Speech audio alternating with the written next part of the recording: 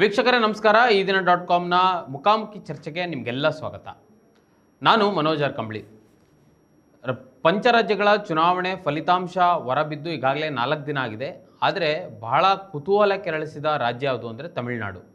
4 ದಿನ ಆದ ನಂತರನೂ ಇನ್ನೂ ಸರ್ಕಾರ ರಚನೆ ಮಾಡಲಿಕ್ಕೆ ಅಲ್ಲಿನ ರಾಜ್ಯಪಾಲರು ಅವಕಾಶವನ್ನೇ ಕೊಟ್ಟಿಲ್ಲ. ಆದರೆ ಅತಿ ಹೆಚ್ಚು ಬಹುಮತ ಪಡೆದ ಪಕ್ಷ TVK ಪಕ್ಷಕ್ಕೆ ಇನ್ನೂ ಸರ್ಕಾರ ರಚನೆ ಮಾಡಲಿಕ್ಕೆ ಅವಕಾಶ ಕೊಡ್ತಾ ಇಲ್ಲ. ಅಂದರೆ ನೀವು ಸ್ಪಷ್ಟ ಬಹುಮತವನ್ನು ಸಾಬೀತುಪಡಿಸಿ ನೀವು ಎಲ್ಲರ ಸಿಗ್ನೇಚರ್ನ ತೊಗೊಂಬನ್ನಿ ಅಂತ ದಿನದಿಂದ ದಿನಕ್ಕೆ ಹೇಳ್ತಾ ಇದ್ದಾರೆ. ಇದು ಒಂದು ರೀತಿಯಲ್ಲಿ ಬೇರೆ ರೀತಿಯ ಬೆಳವಣಿಗೆ ಕಾಣ್ತಾ ಇದೆ.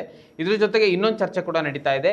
DMK ಮತ್ತು AIDMK ಮೈತ್ರಿಯಾಗಿ ಅವ್ರು ಬೇಕಾದರೆ ಸರ್ಕಾರವನ್ನು ರಚಿಸ್ಬೋದು ಅನ್ನುವ ಒಂದು ಚರ್ಚೆ ನಡೀತಾ ಇದೆ. ಆದರೂ ಇದು ಎಷ್ಟು ಮಟ್ಟಿಗೆ ಸತ್ಯ ಅನ್ನೋದು ಇದು ಯಾವುದೇ ರೀತಿಯಲ್ಲಿ ಅಧಿಕೃತವಾಗಿ ಹೇಳಿಕೆಗಳು ಹೊರಬಿದ್ದಿಲ್ಲ. ಸೊ ಈ ಕುರಿತು ಇವತ್ತು ಚರ್ಚೆ ಮಾಡೋಣ. ತಮಿಳುನಾಡಿನಲ್ಲಿ ಆಗ್ತಿರುವ ಬೆಳವಣಿಗೆಗಳೇನು ಮತ್ತು ಇಡೀ ಈ ರೀತಿಯ ಘಟನೆಗಳು ನಡೆದಾಗ ಅಂದರೆ ಕರ್ನಾಟಕದಲ್ಲೂ ಹಿಂದೆ ಈ ರೀತಿಯ ಘಟನೆಗಳು ಅಂದರೆ ಸ್ಪಷ್ಟ ಬಹುಮತ ಬರದೆ ಅತಿ ಹೆಚ್ಚು ಕ್ಷೇತ್ರಗಳನ್ನು ಗೆದ್ದ ಪಕ್ಷಗಳಿಗೆ ರಾಜಕೀಯ ಅವಕಾಶಗಳಂದರೆ ಸರ್ಕಾರ ರಚನೆ ಮಾಡಲಿಕ್ಕೆ ಅವಕಾಶ ಕೊಟ್ಟಿದ್ದಂಥ ರಾಜ್ಯಪಾಲರು ಈ ಎಲ್ಲ ಘಟನೆಗಳನ್ನು ಇಟ್ಕೊಂಡು ಇವತ್ತು ಚರ್ಚೆ ಮಾಡೋಣ. ಇವತ್ತಿನ ನಮ್ಮ ಚರ್ಚೆಯಲ್ಲಿ ಹಿರಿಯ ಪತ್ರಕರ್ತರಾಗಿರುವಂಥ ದಿನೇಶ್ ಕುಮಾರ್ ಅವರಿದ್ದಾರೆ. ಸರ್, ನಿಮಗೆ ಕಾರ್ಯಕ್ರಮಕ್ಕೆ ಸ್ವಾಗತ.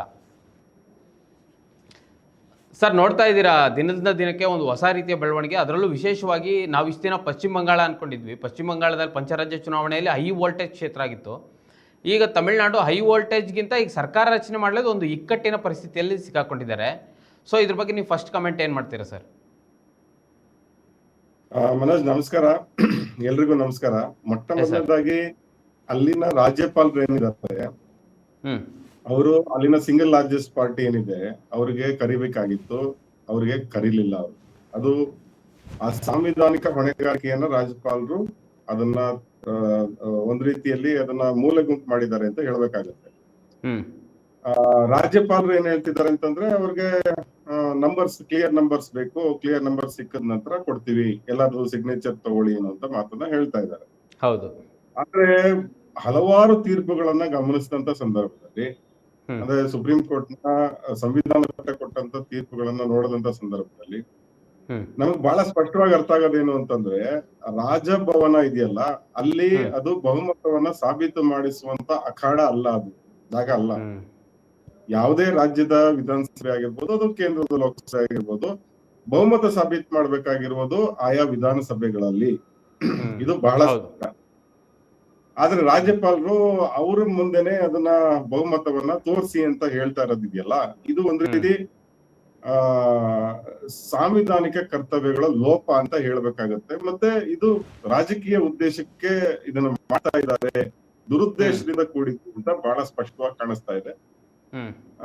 ಒಂದು ಪಕ್ಷ 108 ಸ್ಥಾನಗಳನ್ನ ಗೆದ್ಕೊಂಡು ಬಂದಿರುವಂತ ಪಕ್ಷ ನನಗೆ ಸರ್ಕಾರ ರಚನೆ ಮಾಡೋದಕ್ಕೆ ಅವಕಾಶ ಕೊಡಿ ಅಂತ ಕೇಳ್ಕೊಂಡಂತ ಸಂದರ್ಭದಲ್ಲಿ ಸಹಜವಾಗಿ ಅಥವಾ ಮತ್ತೆ ಇನ್ಯಾರು ಕೂಡ ಕ್ಲೇಮ್ ಮಾಡದಂತ ಸಂದರ್ಭದಲ್ಲಿ ಸಹಜವಾಗಿ ಅವರನ್ನ ಸರ್ಕಾರ ರಚನೆ ಮಾಡೋದಕ್ಕೆ ಆಹ್ವಾನ ಮಾಡ್ಬೇಕಾಗಿತ್ತು. ಅವ್ರಿಗೆ ಮುಖ್ಯಮಂತ್ರಿಯಾಗಿ ಪ್ರಮಾಣ ವಚನವನ್ನ ಬೋಧಿಸ್ಬೇಕಾಗಿತ್ತು. ಆದ್ರೆ ಅದನ್ನ ಮಾಡದಲೆ ಇವರೊಂದ್ ರೀತಿಯಲ್ಲಿ ರಾಜಕೀಯ ಬಿಕ್ಕಟ್ಟನ್ನ ಸೃಷ್ಟಿ ಮಾಡ್ತಾ ಇರೋದಿದೆಯಲ್ಲ, ಇದು ಇವತ್ತಿನ ಕಾಲದ ದುರಂತ ಅಂತ ಹೇಳ್ಬೋದು. ಅಥವಾ ಏನು ರಾಜಕೀಯ ವ್ಯವಸ್ಥೆ ನಮ್ಮ ದೇಶದಲ್ಲಿ ಯಾವ ರೀತಿ ಎಷ್ಟು ಕೀಳು ಮಟ್ಟಕ್ಕೆ ತಲುಪಿದೆ ಅನ್ನೋದಕ್ಕೆ ಇದೊಂದು ನಿದರ್ಶನ ಅಂತ ಹೇಳ್ಬೋದು. ಸರ್, ಈ ತಮಿಳುನಾಡಿನ ರಾಜಕೀಯ ವಿಚಾರಕ್ಕೆ ಬಂದ್ರೆ ಸಿನಿಮಾ ಮತ್ತು ರಾಜಕೀಯ ಒಟ್ಟೊಟ್ಟಿಗೆ ನಡೆದುಕೊಂಡು ಬಂದಿರುವಂಥದ್ದು. MGR ಇಂದ ಹಿಡಿದು ಇವತ್ತು ವಿಜಯ್ ಏನು ಪಕ್ಷ ಸ್ಥಾಪನೆ ಮಾಡಿ 2 ವರ್ಷಕ್ಕೆ ಇಷ್ಟು ದೊಡ್ಡ ಬಹುಮತವನ್ನು ಪಡಿತಾರೆ ಅನ್ನೋದು ಯಾರು ಊಹೆ ಕೂಡ ಮಾಡಿರಲಿಲ್ಲ. ಆಮೇಲೆ ಚುನಾವಣೆ ನಂತರ ಬಂದಂಥ ಎಕ್ಸಿಟ್ ಪೋಲ್ಗಳು ಕೂಡ ವಿಜಯ್ ಅವರ ಪಕ್ಷಕ್ಕೆ ಸ್ಪಷ್ಟ ಬಹುಮತ ಕೊಟ್ಟೇ ಇರಲಿಲ್ಲ. ಆಕ್ಸಿಸ್ ಮೈ ಇಂಡಿಯಾ ಒಂದು ಹೊರತುಪಡಿಸಿದರೆ ಯಾವುದು ಕೂಡ.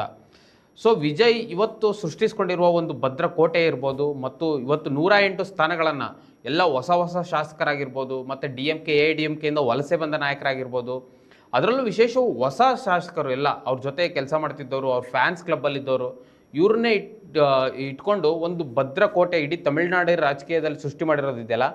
ಈ ರಾಜ್ಯಪಾಲರ ನಡೆ, ನಾನು ಏನು ಪ್ರಶ್ನೆ ಕೇಳಕ್ಕೆ ಬಂದೆ ಅಂದರೆ, ರಾಜ್ಯಪಾಲರ ನಡೆ ತಮಿಳುನಾಡು ಜನರ ತೀರ್ಪಿನ ವಿರುದ್ಧವಾಗಿ ನಡ್ಕೊಂತಿದ್ದಾರ ಅಂತ. ಮನೋಜ್, ನೀವು ಕೇಳಿದ್ರಲ್ಲಿ ಅದು 2 ಪ್ರಶ್ನೆಗಳಿದೆ. ಒಂದು TVK ಇರುವಂತಹ ಏನು ಬೆಂಬಲ ಏನಿದೆ ಅದಕ್ಕೆ ಸಂಬಂಧಪಟ್ಟದ್ದು. ಅದ್ರ ಬಗ್ಗೆ ನಾನು ನಂತರ ಮಾತಾಡ್ತೀನಿ. ಇದನ್ನ ಯಾರು ನಿರೀಕ್ಷೆ ಮಾಡಿರ್ಲಿಲ್ಲ ಅನ್ನೋದು ಕೂಡ ಸತ್ಯನೇ. ಇದನ್ನ ಹೌದು. ಯಾರು ಕೂಡ ನಿರೀಕ್ಷೆ ಮಾಡಿರ್ಲಿಲ್ಲ.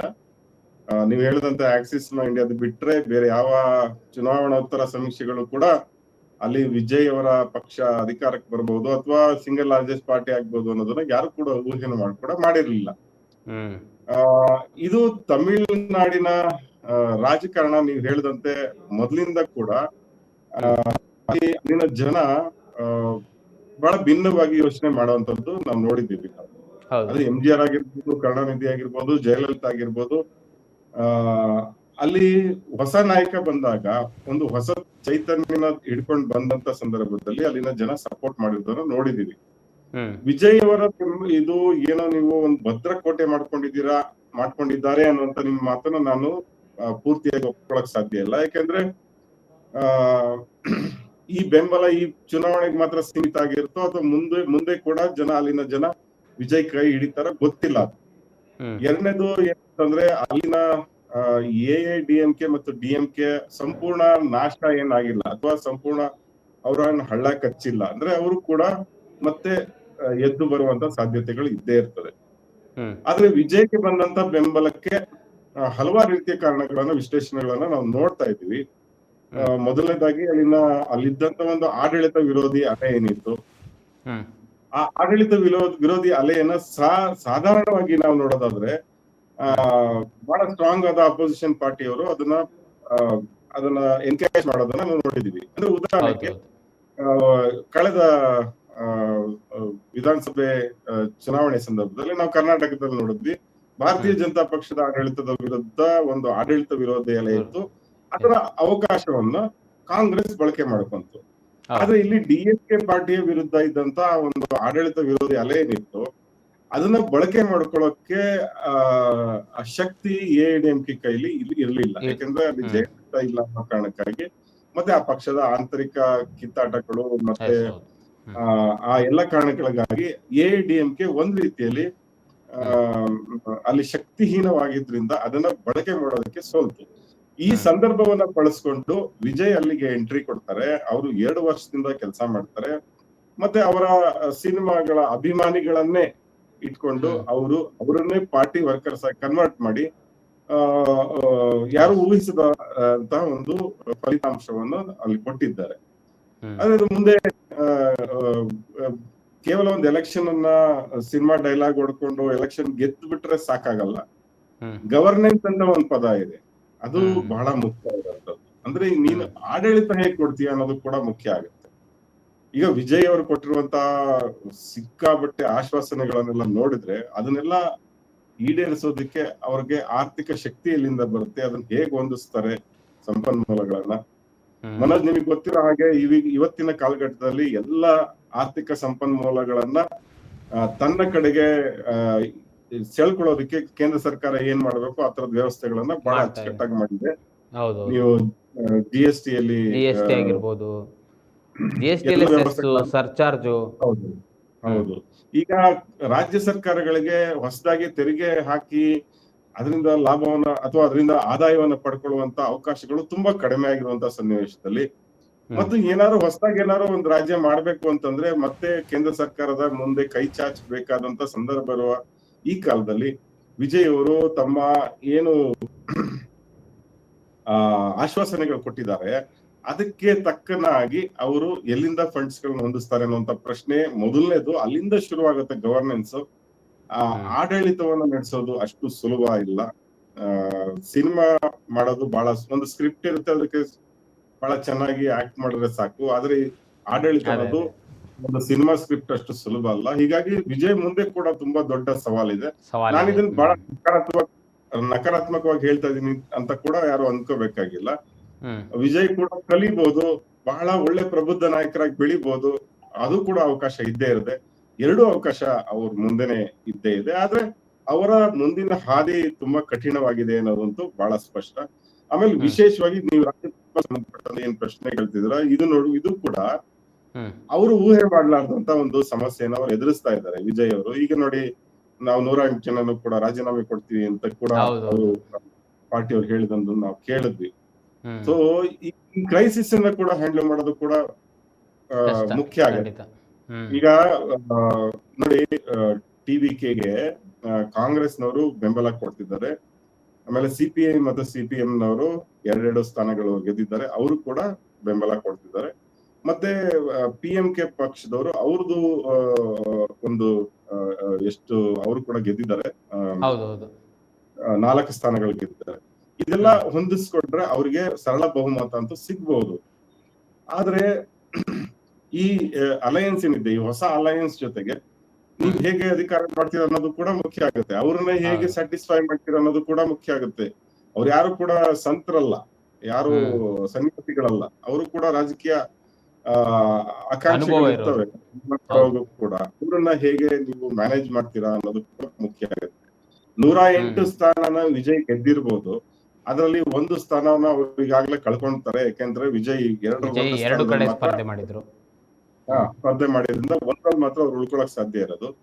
ಇನ್ನ ಅಲ್ಲಿ 107 ಸ್ಥಾನ ಆಯ್ತು. ನಾಳೆ ದಿವಸ ವಿಧಾನಸಭೆ ರಚನೆ ಆದಂತ ಸಂದರ್ಭದಲ್ಲಿ ಸ್ಪೀಕರ್ಗಿಂತ 1 ಸ್ಥಾನವನ್ನ ಅವ್ರು ಕಳ್ಕೊಂತಾರೆ. ಯಾಕಂದ್ರೆ ಸ್ಪೀಕರ್ ಅವ್ರು ವೋಟ್ ಮಾಡಕ್ಕೆ ಆಗೋದಿಲ್ಲ. 106 ಆಗುತ್ತೆ. ಈಗ 106 ಸ್ಥಾನ, ಅದ್ರ ಜೊತೆಗೆ ಕಾಂಗ್ರೆಸ್ನ 5, ಅದ್ರ ಜೊತೆಗೆ PMK 4, ಮತ್ತೆ ಎಡಪಕ್ಷಗಳ ತಲಾ 2, ಅಂದ್ರೆ ಒಟ್ಟು 4, ಮತ್ತೆ ಆಲ್ ಇಂಡಿಯಾ ಮುಸ್ಲಿಂ ಲೀಗ್ ನ 1 ಸ್ಥಾನ ಇರ್ಬೇಕು. ಈ ತರದ ಸಣ್ಣ ಪುಟ್ಟ ಪ್ಲೇಯರ್ಸ್ ನ ಅವರು ವಿಶ್ವಾಸಕ್ಕೆ ತಗೊಬೇಕಾಗತ್ತೆ. ಸೊ ಸಾಧಾರಣವಾಗಿ ಈ ಮನೋಜ್, ಈ ಸೀಸನ್ಡ್ ಪೊಲಿಟಿಕಲ್ ಪಾರ್ಟೀಸ್ ಎಲ್ಲ ಇರ್ತಾವಲ್ಲ, ಅಂದ್ರೆ ಕಾಂಗ್ರೆಸ್ ಆಗ್ಬೋದು, ಬಿಜೆಪಿ, ಈ ತರದ ಪಾರ್ಟಿಗಳು ಈ ತರ ಸನ್ನಿವೇಶ ಬಂದಾಗ ಬಹಳ ಸುಲಭವಾಗಿ ಎಲ್ಲರನ್ನು ಅಪ್ರೋಚ್ ಮಾಡ್ಬಿಡ್ತಾರೆ, ಅವರ ಬೆಂಬಲ ತಗೊಂತಾರೆ. ಅವ್ರಿಗೇನೋ ನೀವು ಮಿನಿಸ್ಟರ್ ಮಾಡ್ತೀವಿ ಅಂತಾರೆ, ಇನ್ನೇನೋ ಒಂದು ಭರವಸೆ ಕೊಡ್ತಾರೆ, ತಗೊಂಡು ಸರ್ಕಾರ ರಚನೆಗೆ ಮುಂದಾಗ್ತಾರೆ. ಆದ್ರೆ ಟಿವಿಗೆ ಪಾಪ ಅವರು ಹೊಸ ಪಾರ್ಟಿ, ಅನುಭವದ ಕೊರತೆ, ಆಮೇಲೆ ಯಾರ ವಿರುದ್ಧ ಅವರು ಕಂಟೆಸ್ಟ್ ಮಾಡಿದ್ರು ಅವರನ್ನೇ ಕನ್ವಿನ್ಸ್ ಮಾಡ್ಬೇಕಾದ ಒಂದು ಸವಾಲು. ಇದೆಲ್ಲ ರಾಜಕೀಯ ಇದೆಯಲ್ಲ, ಇದು ಕೇವಲ ಒಂದು ಅಂಕಗಣಿತ ಅಂತ ನಾವು ಅನ್ಕೊಳಕ್ ಆಗಲ್ಲ. ಬರೀ ನಂಬರ್ಸ್ ಪ್ಲೇ ಅಲ್ಲ, ಆಟ ಅಲ್ಲ ಇದು. ಇದ್ರ ಮೀರಿದ್ದು ಕೂಡ ಇರುತ್ತೆ. ಇದನ್ನೆಲ್ಲ ಅರ್ಥ ಮಾಡ್ಕೊಳಕ್ಕೆ ಅವ್ರಿಗೆ ಸಮಯ ಬೇಕಾಗುತ್ತೆ. ಒಂದು ಸಮಾಧಾನದ ಸಂಗತಿ ಏನು ಅಂತಂದ್ರೆ, ಈಗ ಒಂದು ಸರ್ಕಾರ ರಚನೆಯ ಹಂತಕ್ಕೆ ಅದು ತಲುಪ್ತಾ ಇದೆ. ಅಂದ್ರೆ ಬಹಳ ಸ್ಪಷ್ಟವಾಗಿ 5 ಜನ ಕಾಂಗ್ರೆಸ್ನವರು ಬೆಂಬಲ ಕೊಟ್ಟಿದ್ದಾರೆ. ಆಮೇಲೆ ವಿಸಿಕೆಯ 2 ಶಾಸಕರು, ಅವ್ರ ಬೆಂಬಲ ಬಹಳ ಮುಖ್ಯ ಆಗಿತ್ತು. ಅದೇ ವಿಡುದಲೈ ಅನ್ನುವಂತ ಏನು ಚಿರುತೆಗಳ ಕಚ್ಚಿ ಅಂತ ಹೇಳಿ ಒಂದು ಪಾರ್ಟಿ, ಅವ್ರ ಜೊತೆ ಸ್ವತಃ ಮಲ್ಲಿಕಾರ್ಜುನ್ ಖರ್ಗೆ ಅವರು ಮಾತಾಡಿದ್ದಾರೆ ಅನ್ನೋ ವರದಿಗಳನ್ನ ನಾವು ನೋಡ್ತಾ ಇದ್ದೀವಿ. ಸೊ ವಿಜಯ್ ಅವರಿಗೆ ಬೇಕಾದಂತ ಬೆಂಬಲವನ್ನ ಅವರು ಪಡ್ಕೊಳ್ಳುವಂತ ಸಾಧ್ಯತೆ ಇವತ್ತು ಸಂಜೆ ಒಳಗಡೆ ಆ ನಿರ್ಧಾರ ಆಗುತ್ತೆ. ಮತ್ತೆ ಸಂಜೆ ಒಳಗಡೆ ಮತ್ತೆ ರಾಜ್ಯಪಾಲರ ಹತ್ರ ಅವ್ರು ಹೋಗಿ ಬೇರೆ ಪಕ್ಷಗಳ ಅವರ ಬೆಂಬಲ ಪತ್ರಗಳನ್ನ ಕೂಡ ಕೊಡಬಹುದು.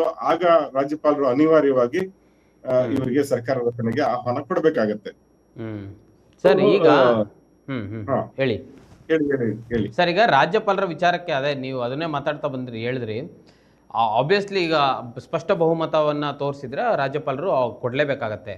ಅಂದರೆ ಈಗ ಅತಿ ಹೆಚ್ಚು ನಂಬರ್ಸ್ಗಳನ್ನು ಪಡೆದ ಪಕ್ಷವಾಗಿ ಹೊರಹೊಮ್ಮಿದ್ರಿಂದ ನೀವು ಆಗಲೇ ಹೇಳಿದಾಗೆ ಬೇರೆ ಯಾವ ಪಕ್ಷನೂ ಬಂದಿಲ್ಲ ಕ್ಲೈಮ್ ಮಾಡ್ಕೊಳ್ಳೋಕ್ಕೆ. ವಿಜಯ್ ಅವರ ಟಿವಿಗೆ ಹೋಗಿದೆ, ನಮ್ದು ಅತಿ ಹೆಚ್ಚು ಸ್ಥಾನಗಳನ್ನು ನಾವು ಪಡೆದಿದ್ದೀವಿ, ನಾವು ಸರ್ಕಾರವನ್ನು ರಚನೆ ಮಾಡ್ತೀವಿ ಅಂತ ಕೂಡ ಹೇಳಿದ್ದಾರೆ. ಅದಕ್ಕೆ ಉದಾಹರಣೆ ಗೋವಾದಲ್ಲಾಗಿರ್ಬೋದು, ಮಹಾರಾಷ್ಟ್ರದಲ್ಲಿ, ನಮ್ಮ ಕರ್ನಾಟಕದಲ್ಲೇ ಈ ಹಿಂದೆ BS ಯಡಿಯೂರಪ್ಪನವ್ರು ಇದ್ದಾಗ ವಜುಭಾಯಿ ವಾಲಾ ಅವರು ಸರ್ಕಾರ ರಚನೆ ಮಾಡ್ಲಿಕ್ಕೆ ಕೊಟ್ಟಿದ್ರು. ಆದರೆ ಸ್ಪಷ್ಟ ಬಹುಮತ ತೋರಿಸ್ಲಿಕ್ಕೆ ಆಗಲಿಲ್ಲ ಯಡಿಯೂರಪ್ಪನವ್ರಿಗೆ. ಕೇವಲ 3 ದಿನಗಳು ಕರ್ನಾಟಕದಲ್ಲಿ ಒಂದು ಸರ್ಕಾರ ಇತ್ತು. ಅದಾದ ನಂತರ ಮತ್ತೆ ಒಂದು ಸರ್ಕಾರ ಬಂತು, JDS ಮತ್ತು ಕಾಂಗ್ರೆಸ್ ಮೈತ್ರಿಯಾಗಿ. ಸೊ ಈ ರೀತಿಯಲ್ಲಿ ಸರ್ಕಾರ ರಚನೆ ಮಾಡಲಿಕ್ಕೆ ಅವಕಾಶ ರಾಜ್ಯಪಾಲರು ಕೊಡ್ಬೇಕಲ್ವಾ? ಮನೋಜ್, ಇದರಲ್ಲಿ ಬಹಳ ಮುಖ್ಯವಾಗಿ ಈ ತರದ ಸನ್ನಿವೇಶ ಬಂದಾಗ ಏನೇನು ಗಮನಿಸಬೇಕು ಅನ್ನೋದನ್ನ ನಾವು ಯೋಚನೆ ಮಾಡ್ಬೇಕಾಗತ್ತೆ. ಅದರಲ್ಲಿ ಮೊದಲನೇದಾಗಿ ಏನು ಅಂತಂದ್ರೆ, ಪ್ರೀಪೋಲ್ ಅಲಯನ್ಸ್ ಅಂತ ನಾವು ಒಂದು ಹೇಳ್ತೀವಿ. ಅಂದ್ರೆ ಯಾವುದೇ ಪಕ್ಷ ಸಂಪೂರ್ಣ ಮೆಜಾರಿಟಿ ಬರದ ಸಂದರ್ಭದಲ್ಲಿ ರಾಜ್ಯಪಾಲರು ನೋಡ್ಬೇಕಾಗಿರೋದು ಅವರ ಪ್ರೀಪೋಲ್ ಅಲಯನ್ಸ್ ಅನ್ನ ನೋಡ್ಬೇಕು. ಅಂದ್ರೆ ಅವರು ಚುನಾವಣಾ ಪೂರ್ವದಲ್ಲಿ ಯಾವ್ಯಾವ ಪಕ್ಷಗಳ ಜೊತೆ ಅವರು ಹೊಂದಾಣಿಕೆ ಮಾಡ್ಕೊಂಡು ಎಲೆಕ್ಷನ್ಗೆ ಹೋಗಿದ್ರು ಅಂತ. ಇಲ್ಲಿ ಟಿವಿಕೆ ಬಹಳ ಸ್ವತಂತ್ರವಾಗಿ ಚುನಾವಣೆಯನ್ನ ಎದುರಿಸಿದೆ. ಅದು ಯಾವುದೇ ಪ್ರೀಪೋಲ್ ಅಲಯನ್ಸ್ ಇಲ್ಲ ಅನ್ನೋದು ಬಹಳ ಸ್ಪಷ್ಟ. ಅದಾದ ನಂತರ ರಾಜ್ಯಪಾಲರು ಇನ್ನೊಂದು ನೋಡ್ಬೇಕಾಗತ್ತೆ, ಅದು ಬಹಳ ಮುಖ್ಯವಾಗಿ ನೋಡ್ಲೇಬೇಕಾಗುತ್ತೆ. ಪೋಸ್ಟ್ ಅಲಯನ್ಸ್ ಏನು ಅಂತ. ಅಲಯನ್ಸ್. ಅಂದ್ರೆ ಪೋಸ್ಟ್ ಅವರಿಗೆ ಬೇಕಾಗಿರುವಂತಹ ಬಹುಮತಕ್ಕೆ ಕೊರತೆ ಇರುವಂತಹ ಸ್ಥಾನಗಳನ್ನ ಅವ್ರು ಹೇಗ್ ತುಂಬಿಕೊಳ್ತಾರೆ ಅಂತ ಹೇಳಿ, ಅದು ಅವ್ರಿಗೆ ಬಿಟ್ಟಿದ್ದು ವಿಷಯ. ಅದನ್ನ ಹೆಂಗೆ ಹೊಂದಿಸ್ತಾರೆ ಅನ್ನೋದು ಅವ್ರಿಗೆ ಬಿಟ್ಟಿದ್ದು. ಆದ್ರೆ ಒಂದು ಸ್ಪಷ್ಟ ಏನು ಅಂದ್ರೆ ಜನಾದೇಶ ಏನು ಅಂತ ಅನ್ನುವಂಥದ್ದನ್ನ ಅರ್ಥ ಮಾಡ್ಕೋಬೇಕು ನಾವು. ನೋಡಿ, 118 ಸ್ಥಾನಗಳಲ್ಲಿ ಸ್ಥಾನಗಳು ಬೇಕಾಗುತ್ತೆ ಸಿಂಪಲ್ ಮೆಜಾರಿಟಿ. ವಿಜಯ್ಗೆ ಕೇವಲ 10 ಸ್ಥಾನಗಳು ಕಡಿಮೆ ಆಗಿದೆ. ಮತ್ತೆ ಅವ್ರು ಗೆದ್ದಿರುವ 108ರ ಹತ್ತಿರನೂ ಕೂಡ ಯಾರು ಇಲ್ಲ. ಇದನ್ನ ನಾವು ಸ್ಪಷ್ಟ ಅರ್ಥ ಮಾಡ್ಕೋಬೇಕು. ಅಂದ್ರೆ 59 ಸ್ಥಾನ ಡಿಎಂಕೆ ಇದೆ, ಎ 47 ಸ್ಥಾನ ಏನೋ ಇದೆ. ಅವ್ರ ಹತ್ರನೂ ಕೂಡ ಯಾರು ಇಲ್ಲ. ಇದನ್ನ ಹೇಗೆ ನೀವು ಇಂಟರ್ಪ್ರಿಟ್ ಮಾಡ್ತೀರಾ ಅಂತ ಹೇಳಿ, ಅಂದ್ರೆ ಯಾರಿಗೆ ಜನಾದೇಶ ಇದೆ ಅಂತ ಅರ್ಥ ಮಾಡ್ಕೋಬೇಕು. ಬಹಳ ಸ್ಪಷ್ಟವಾಗಿ ಇದು ಟಿವಿಕೆಗೆ ಜನಾದೇಶ ಇದೆ ಅಂತಾನೆ ಅರ್ಥ ಮಾಡ್ಕೋಬೇಕಾಗಿದೆ. ಹೌದು, ಸರ್ಕಾರ ರಚನೆ ಮಾಡ್ಬೇಕಂದ್ರೆ ಬೇರೆಯವ್ರಿಗೆ ಸಪೋರ್ಟ್ ಬೇಕು ಅನ್ನೋದು ಕೂಡ ನಿಜಾನೇ. ಆದರೆ ಬೇರೆ ಎಲ್ಲರಿಗಿಂತ ಹೆಚ್ಚು ಅಧಿಕಾರ ಪಡೆಯುವಂತಹ ನೈತಿಕತೆ ಇರುವಂತದ್ದು ಟಿವಿಕೆ ಅವರಿಗೆ. ಹೀಗಾಗಿ ಡಿಎಂಕೆ ಕೂಡ ಬಹಳ ಸ್ಪಷ್ಟವಾಗಿ ಹೇಳ್ತು, ನಾವು ಡಿಸೈಡ್ ಮಾಡಕ್ ಹೋಗಲ್ಲ ಅಂತ ಹೇಳಿದ್ರು. ಆದ್ರೆ ಕೆಲವು ಕಡೆ ಒಂದಷ್ಟು ಮಾತುಕತೆಗಳು ಬಂದ್ವು. ಅಂದ್ರೆ ಎಐಡಿಎಂಕೆ ಮತ್ತು ಡಿಎಂಕೆ ಅವು ಪರಸ್ಪರ ಎದುರಾಳಿಗಳು. ಆ ಕಾಲದಿಂದ ಕೂಡ ಅವರು ಒಂದಾಗಿ ಸರ್ಕಾರ ರಚನೆ ಮಾಡ್ತಾರೆ. ಈ ತರದ ಸರ್ಕಾರ ರಚನೆ ಮಾಡೋದು ಒಂದ್ ರೀತಿಯಲ್ಲಿ ಅನೈತಿಕ ಅನ್ನೋದು ಬಹಳ ಸ್ಪಷ್ಟ ಆಗುತ್ತೆ. ಬಹಳ ಸ್ಪಷ್ಟ. ನೀವು ಕರ್ನಾಟಕದಲ್ಲಿ ಏನಾಯ್ತಲ್ಲ ಹಿಂದೆ, ಅದು ಕೂಡ ಅನೈತಿಕವಂದ್ರೆ ಹೌದು, ಒಂದು ರೀತಿಯಲ್ಲಿ ಅದು ಒಂದು ರೀತಿಯ ಅನೈತಿಕ ರಾಜಕಾರಣನೇ. ಆದ್ರೆ ಅವ್ರಿಗೆ ಹೇಳ್ಕೊಳಕ್ ಒಂದು ಅಂಶ ಇತ್ತು. ಏನಂದ್ರೆ ನಾವು ಸೆಕ್ಯುಲರ್ ಪಾರ್ಟಿಗಳು ಒಂದಾಗಿ ಸೇರ್ಕೊಂಡು ನಾವು ಅಧಿಕಾರ ಮಾಡ್ತೀವಿ ಅಂತ ಕಾಂಗ್ರೆಸ್ ಜೆಡಿಎಸ್ ಆ ಸಂದರ್ಭದಲ್ಲಿ ಹೇಳ್ಕೊಂಡ್ರು. ಆದ್ರೆ ಇಲ್ಲಿ ಮಾರಲ್ ಪ್ರಶ್ನೆಗಳು, ಒಬ್ಬ ರಾಜಕಾರಣಿಯಾಗಿ ಒಬ್ಬ ಸ್ಟಾಲಿನ್ ಏನ್ ತೀರ್ಮಾನ ತಗೋಬೇಕಾಗುತ್ತೆ, ಇಲ್ಲಪ್ಪ ನಮಗ್ ಜನಾದೇಶ ಇಲ್ಲ.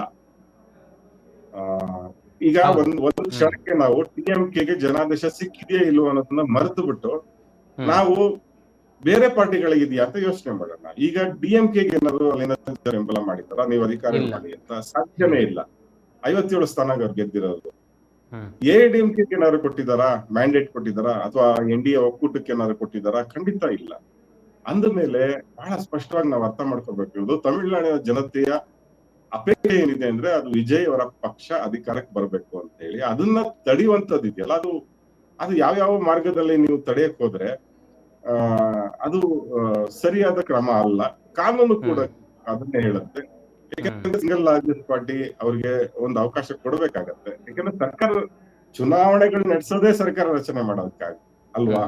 ಅಲ್ಲಿ ಏನೋ ಒಂದಷ್ಟು ಸ್ಥಾನಗಳ ಕೊರತೆ ಇದೆ ಅನ್ನೋ ಕಾರಣಕ್ಕಾಗಿ ವಿಧಾನಸಭೆಯನ್ನ ವಿಸರ್ಜನೆ ಮಾಡಿ ರಾಷ್ಟ್ರಪತಿ ಆಡಳಿತನ ಹಾಕೋದಕ್ಕಾಗಲ್ಲ. ಒಂದ್ ಸರ್ಕಾರ ರಚನೆಗೆ ಗರಿಷ್ಠ ಪ್ರಯತ್ನಗಳನ್ನ ಮಾಡ್ಬೇಕಾಗತ್ತೆ. ಯಾವುದೇ ರಾಜ್ಯದಲ್ಲಿ ಚುನಾವಣೆ ನಡೆದಂತ ಸಂದರ್ಭದಲ್ಲಿ ಸರ್ಕಾರ ರಚನೆಗಿರುವಂತ ಎಲ್ಲಾ ಆಪ್ಷನ್ ಗಳನ್ನ ಶೋಧಿಸಬೇಕಾಗತ್ತೆ. ಒಂದ್ ಸರ್ಕಾರ, ಒಂದ್ ಜನಪ್ರಿಯ ಸರ್ಕಾರವನ್ನ ಅಲ್ಲಿ ಇನ್ಸ್ಟಾಲೇಷನ್ ಮಾಡ್ಬೇಕಾಗತ್ತೆ. ಈ ಕರ್ತವ್ಯವನ್ನ ಮಾಡ್ಬೇಕಾದವರು ರಾಜ್ಯಪಾಲರು. ಆದ್ರೆ ಅವರಿಗೆ ಅಲ್ಲಿ ಒಂದು ಸರ್ಕಾರ ರಚನೆ ಮಾಡೋಕೆ ಇಷ್ಟ ಇದೆಯಲ್ಲೋ ಗೊತ್ತಿಲ್ಲ. ಅವರು ಒಂದ್ ರೀತಿಯಾದಂತ ಒತ್ತಡವನ್ನ ಹಾಕ್ತಾ ಇದ್ದಾರೆ ಟಿವಿಕೆ ಮೇಲೆ.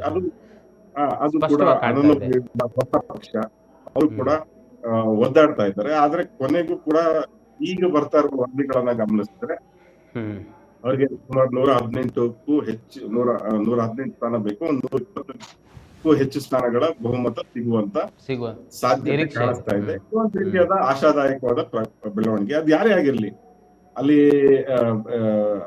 ಇವತ್ತು ಟಿವಿಕೆ ಇರುವ ಸ್ಥಾನದಲ್ಲಿ ಬಿಜೆಪಿ ಇದ್ರು ಕೂಡ ಅಲ್ಲಿ ಸರ್ಕಾರ ಬಿಜೆಪಿ ಮಾಡ್ಬೇಕಾಗಿತ್ತು, ಅಥವಾ ಇನ್ಯಾವುದೇ ಪಕ್ಷ ಇದ್ರು ಕೂಡ ಅಲ್ಲಿ ಮಾಡ್ಬೇಕಾಗಿತ್ತು. ಅದು ಮಾಡುವಂತ ಕಾರ್ಯ ಆಗುತ್ತೆ ಅನ್ನುವಂತ ಆಶಾಭಾವನೆ ನನಗಂತೂ ಇದೆ. ಓಕೆ ಸರ್, ನನ್ನ ಕಡೆಯ ಎರಡು ಪ್ರಶ್ನೆ ಈಗಲೇ ಕೇಳ್ತೀನಿ. ಒಂದು, ರಾಜ್ಯಪಾಲರು ಅಂದರೆ ನಮ್ಮ ಇಡೀ ಭಾರತದಲ್ಲಿರುವ ಎಲ್ಲ ರಾಜ್ಯಗಳಲ್ಲಿರುವ ರಾಜ್ಯಪಾಲರು ಕೇಂದ್ರದ ಕೈಗೊಂಬೆಗಳಂತೆ ಇತ್ತೀಚಿನ ದಿನಗಳಲ್ಲಿ ವರ್ತಿಸ್ತಾ ಇದ್ದಾರೆ ಅನ್ನುವ ಒಂದು ಆರೋಪ ಇದೆ. ಅದರಲ್ಲಿ ನಮ್ಮ ಕರ್ನಾಟಕದ ರಾಜ್ಯಪಾಲರು ತಾವರ್ಚಂದ್ ಗೆಹ್ಲೋಟಿಂದ ಹಿಡಿದು ಈಗ ಹಿಂದೆ ಇದ್ದಂಥ ತಮಿಳುನಾಡಲ್ಲಿ RN ರವಿ ಆಗಿರ್ಬೋದು, ಈಗಿರುವಂತಹ ರಾಜ್ಯಪಾಲರು ಆಗಿರ್ಬೋದು, ಮತ್ತು ಬೇರೆ ಬೇರೆ ರಾಜ್ಯಗಳಲ್ಲಿರುವ ರಾಜ್ಯಪಾಲರು ಕೇಂದ್ರ ಸರ್ಕಾರದ ಕೈಗೊಂಬೆಗಳಂತೆ ವರ್ತಿಸ್ತಾರೆ. ಕೇಂದ್ರ ಸರ್ಕಾರ ಏನು ಆದೇಶ ಮಾಡುತ್ತೋ ಅದೇ ರೀತಿ ರಾಜ್ಯಗಳು ನಡ್ಕೊಬೇಕು ಅಂತ ಅನ್ನತ್ತೆ. ರಾಜ್ಯಗಳು ನಡ್ಕೊಂಡೇ ಇದ್ದಾಗ ಅದನ್ನು ರಾಜ್ಯಪಾಲರ ಮೂಲಕ ಬೇರೆ ರೀತಿಯಲ್ಲಿ ಒತ್ತಡ ಹೇಗೆ ಹಾಕ್ಬೋದು, ಅನ್ನೋದು. ಈಗ ಉದಾಹರಣೆಗೆ ನಮ್ಮ ಕರ್ನಾಟಕದಲ್ಲೇ ಹಿಂದಿ ಬೇಡ ಅಂತ SLCಯಲ್ಲಿ ಹಿಂದಿ ಪರೀಕ್ಷೆಗೆ ಅಂಕಗಳು ಕೊಡಲ್ಲ, ಗ್ರೇಡ್ ಕೊಡ್ತೀವಿ ಅಂದಾಗ ರಾಜ್ಯಪಾಲರು ಪತ್ರ ಬರೀತಾರೆ ಅದನ್ನು ಮರುಪರಿಶೀಲನೆ ಮಾಡಿ ಅಂತ. ಸೊ ಈ ರೀತಿ ಅನೇಕ ವಿಚಾರಗಳಿಗೆ ರಾಜ್ಯಪಾಲರು ಮೂಗು ತೂರಿಸಿದ್ದಿದೆ. ಇನ್ನು ತಮಿಳುನಾಡು ವಿಚಾರದಲ್ಲೂ RN ರವಿ ಅವರು ಮತ್ತು ಈ ಹಿಂದೆ ಇದ್ದಂಥ ಸ್ಟಾಲಿನ್ ಅವರ ಸರ್ಕಾರದ ನಡುವೆ ಅನೇಕ ಜಿದ್ದಾಜಿದ್ದಿಗಳು ನಡೆದಿದ್ದು, ಸುಪ್ರೀಂ ಕೋರ್ಟ್ಗೆ ಹೋಗಿದ್ದು, ಇದೆಲ್ಲ ಘಟನೆಗಳನ್ನ ನೀವು ಗಮನಿಸಿದ್ದೀರಾ. ಇದು ನನ್ನ ಮೊದಲನೇ ಪ್ರಶ್ನೆ. ಇನ್ನೊಂದು ಪ್ರಶ್ನೆ ಕೇಳ್ತೀನಿ, ಇದಕ್ಕೆ ಉತ್ತರ ಕೊಡಿ ಸರ್. ಆಮೇಲೆ ಇನ್ನೊಂದು ಪ್ರಶ್ನೆ ಈಗಲೇ ಕೇಳ್ತೀನಿ. ಇನ್ನೊಂದು, ರಾಜ್ಯಪಾಲರ ಹುದ್ದೆಯ ಘನತೆ ಏನು? ರಾಜ್ಯಪಾಲರ ನಿಜಕ್ಕೂ ನಿರ್ವಹಿಸಬೇಕಾದ ಕರ್ತವ್ಯಗಳೇನಾಗಾದ್ರೆ? ಮನೋಜ್, ನೀವು ಹೇಳಿದ್ರಿ ಅಂದ್ರೆ ಇತ್ತೀಚಿನ ದಿನಗಳಲ್ಲಿ ರಾಜ್ಯಪಾಲರುಗಳು ಈ ತರ ವರ್ತಿಸ್ತಾ ಇದ್ದಾರೆ ಅಂತ ಹೇಳಿ. ಆದ್ರೆ ಇದಕ್ಕೊಂದು ದೊಡ್ಡ ಇತಿಹಾಸನೇ ಇದೆ. ಅಂದ್ರೆ ಹಿಂದೇನು ಕೂಡ, ಹಿಂದೆ ಕಾಂಗ್ರೆಸ್ ಪಕ್ಷ ಪ್ರಬಲವಾಗಿದ್ದಂತ ಕಾಲದಲ್ಲಿ, ಇಂದಿರಾ ಗಾಂಧಿ ಅವ್ರ ಕಾಲದಲ್ಲಿ ಆಗಿರ್ಬೋದು, ಅದ ನಂತರ ಆಗಿರ್ಬೋದು, ಕೇಂದ್ರದಲ್ಲಿ ಒಂದು ಪಕ್ಷ ಅಧಿಕಾರಕ್ಕೆ ಬಂದಿದ ತಕ್ಷಣನೇ ಬೇರೆ ಪಕ್ಷಗಳ ಆಡಳಿತ ಇರುವಂತ ಎಲ್ಲಾ ವಿಧಾನಸಭೆಗಳನ್ನ ವಿಸರ್ಜನೆ ಮಾಡ್ತಾ ಇದ್ರು ರಾಜ್ಯಪಾಲರುಗಳು, ಶಿಫಾರಸು ಮಾಡಿ. ಇದು ನಂಬೋಕು ಕೂಡ ಸಾಧ್ಯ ಇಲ್ಲ, ನೀವೆಲ್ಲ ಇತ್ತೀಚೆಗೆ ಗಮನಿಸಿದ್ರೆ. ಆದ್ರೆ ಆ ಕಾಲದಲ್ಲಿ ಆತರನು ಆಗ್ತಾ ಇತ್ತು. ಆಮೇಲೆ ಸುಪ್ರೀಂ ಕೋರ್ಟ್ ಮಧ್ಯಪ್ರವೇಶ ಮಾಡಿ ಆ ರೀತಿ ಒಂದು ಸರ್ಕಾರವನ್ನ, ಚುನಾಯಿತ ಸರ್ಕಾರವನ್ನ, ಒಂದು ಜನಪ್ರಿಯ ಸರ್ಕಾರವನ್ನ ಉರುಳಿಸೋದಕ್ಕೆ ರಾಜ್ಯಪಾಲರಿಗೆ ಅವಕಾಶ ಇಲ್ಲ ಅನ್ನುವಂಥದ್ದನ್ನ ಹೇಳಿದ ನಂತರ, ಅದರಲ್ಲೂ ವಿಶೇಷವಾಗಿ ನೀವು ಆಗ್ಲೇ ಉಲ್ಲೇಖ ಮಾಡಿದ್ರಿ S F Bommai versus Union of India ಪ್ರಕರಣ ಏನಿತ್ತು, ಆ ಪ್ರಕರಣದಲ್ಲಿ ಬಂದಂತ ಸಂವಿಧಾನ ಪೀಠದ ಸರ್ವಾಧಿಕಾರದ ತೀರ್ಪೇನಿತ್ತು, ಆ ತೀರ್ಪಿನ ಆಧಾರದಲ್ಲಿ ನಂತರ ಸ್ವಲ್ಪ ರಾಜ್ಯ ಸರ್ಕಾರಗಳು ಉಳ್ಕೊಂಡ್ವು.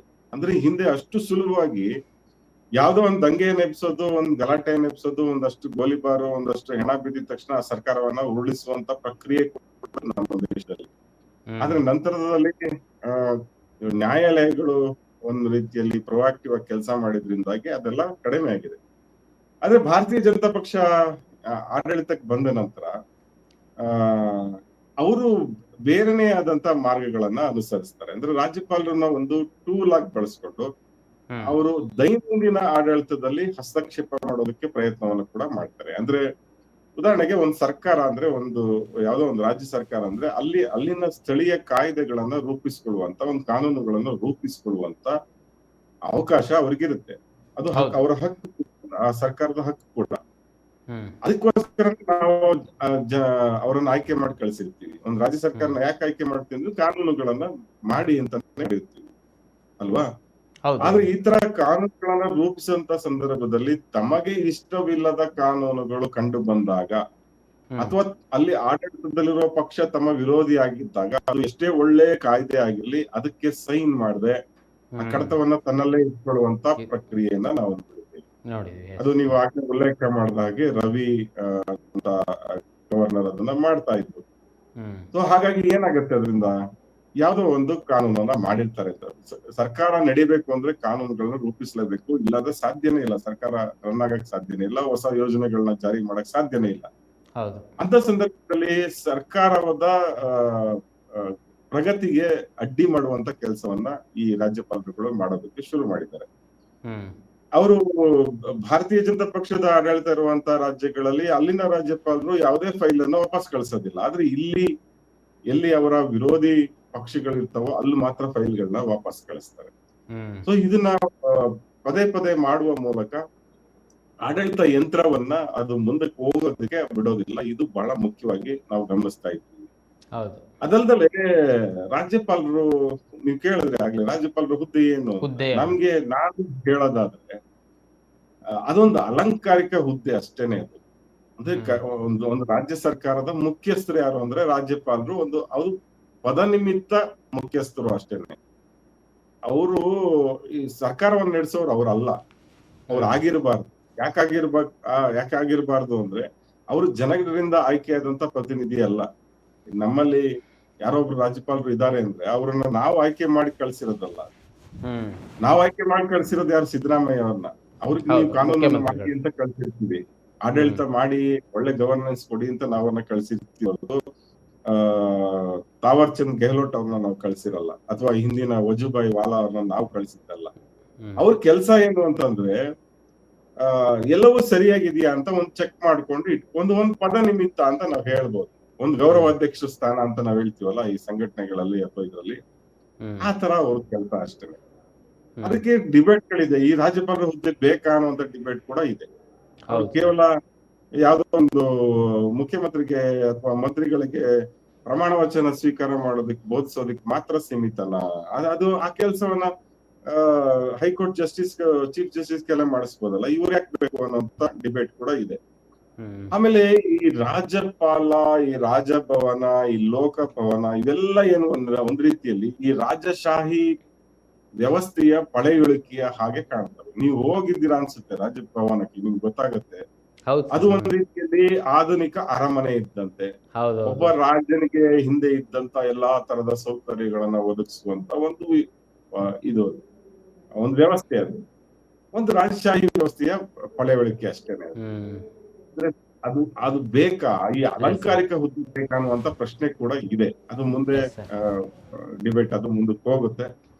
ಆದ್ರೆ ಈ ತರದ ರಾಜ್ಯಪಾಲರ ಹಸ್ತಕ್ಷೇಪ ಇದೆಯಲ್ಲ, ಆಡಳಿತದಲ್ಲಿ ಹಸ್ತಕ್ಷೇಪ ಮಾಡುವಂತದ್ದು ಇದೆಯಲ್ಲ, ಅದು ಸಂವಿಧಾನ ವಿರೋಧಿ ಮಾತ್ರ ಅಲ್ಲ, ಅದು ದೇಶದ ಒಕ್ಕೂಟ ವ್ಯವಸ್ಥೆಯ ವಿರೋಧಿ. ಈ ಒಕ್ಕೂಟ ವ್ಯವಸ್ಥೆ ಏನಿದೆ ಅದು ನಿಂತಿರುವುದೇ ಸಬಲವಾದ ಆಡಳಿತವನ್ನು ಹೊಂದಿರುವ ರಾಜ್ಯ ಸರ್ಕಾರಗಳು ಎಲ್ಲ ಒಂದಾಗಿರ್ಬೇಕು ಅನ್ನುವಂಥದ್ದು. ಎಲ್ಲ ರಾಜ್ಯಗಳಿಂದ ಭಾರತ ಅನ್ನೋದು ಒಕ್ಕೂಟ ಆಗಿದೆ. ಕರ್ನಾಟಕದಿಂದ ಭಾರತ ಆಗಿದೆ, ತಮಿಳುನಾಡಿನಿಂದ ಭಾರತ ಆಗಿದೆ, ಆಯ್ತಾ, ಕೇರಳದಿಂದ ಭಾರತ ಆಗಿದೆ. ಈ ಮೂಲ ಮಂತ್ರವನ್ನ ಮರಿಬಾರದು. ರಾಜ್ಯಗಳೇ ದೇಶ ಆಗಿರೋದು. ಹೀಗಾಗಿ ಆ ರಾಜ್ಯಗಳ ಸಾಂವಿಧಾನಿಕ ಹಕ್ಕು ಬಾಧ್ಯತೆಗಳಿಗೆ ಅಡಚಣೆ ಮಾಡುವಂತ ಕೆಲಸವನ್ನ, ಅವರ ಒಂದು ಸ್ವಾವಲಂಬನೆ ಮತ್ತು ಆ ಸ್ವಾತಂತ್ರ್ಯವನ್ನ ಕಿತ್ಕೊಳ್ಳುವಂತ ಕೆಲಸವನ್ನ ಗವರ್ನರ್ ಹೆಸರಲ್ಲಿ ಕೇಂದ್ರ ಸರ್ಕಾರ ಮಾಡಬಾರದು. ಮಾಡುವಂತ ಕೆಲಸವನ್ನ ಮಾಡ್ತಾ ಇದೆ. ಅದು ಈ ಕಾಲದ ದುರಂತ ಅಂತ ಹೇಳ್ಬೋದು. Yes sir, thank you so much sir, ಇಷ್ಟೊತ್ತು ಚರ್ಚೆಯಲ್ಲಿ ಭಾಗವಹಿಸಿದ್ದಕ್ಕೆ. Thank you so much sir. ಧನ್ಯವಾದಗಳು. ಎಸ್ ಸರ್, ವೀಕ್ಷಕರೇ ನೋಡಿದ್ರಲ್ಲ, ಒಂದು ಬಹಳ ಮಹತ್ವದ ಚರ್ಚೆ ನಡೀತು. ತಮಿಳುನಾಡಿನಲ್ಲಿ TVKಗೆ ರಾಜ್ಯಪಾಲರು ಬಿಡ್ತಾ ಇಲ್ಲ ಸರ್ಕಾರ ರಚನೆ ಮಾಡಲಿಕ್ಕೆ. ಸೊ ರಾಜ್ಯಪಾಲರ ಹುದ್ದೆ ನಿಜಕ್ಕೂ ಬೇಕಾ ಅಥವಾ ಬೇಡ, ಈ ಎಲ್ಲ ವಿಚಾರಗಳ ಕುರಿತು ಚರ್ಚೆ ನಡೆದಿದೆ. ನಿಮಗೆ ಅನ್ನಿಸ್ತು ಕಮೆಂಟ್ ಮಾಡಿ ತಿಳಿಸಿ. ಮತ್ತು ಇದೇ ರೀತಿ ಸಾಕಷ್ಟು ವಿಡಿಯೋಗಳಿಗೆ ನಮ್ಮ ಈದಿನ.com ಯೂಟ್ಯೂಬ್ ಚಾನಲ್ನ ಸಬ್ಸ್ಕ್ರೈಬ್ ಮಾಡಿ ಮತ್ತು ನಮ್ಮನ್ನು ಬೆಂಬಲಿಸಿ. ನಮಸ್ಕಾರ. ಮತ್ತಷ್ಟು ವಿಶೇಷ ವಿಡಿಯೋಗಳನ್ನು ನೋಡಲು ಮತ್ತು ಹೊಸ ವಿಡಿಯೋಗಳ ಬಗ್ಗೆ ತಿಳಿಯಲು ಈದಿನ.com ಯೂಟ್ಯೂಬ್ ಚಾನೆಲ್ ಸಬ್ಸ್ಕ್ರೈಬ್ ಮಾಡಿ ಮತ್ತು ಬೆಲ್ ಐಕಾನ್ ಕ್ಲಿಕ್ ಮಾಡಿ.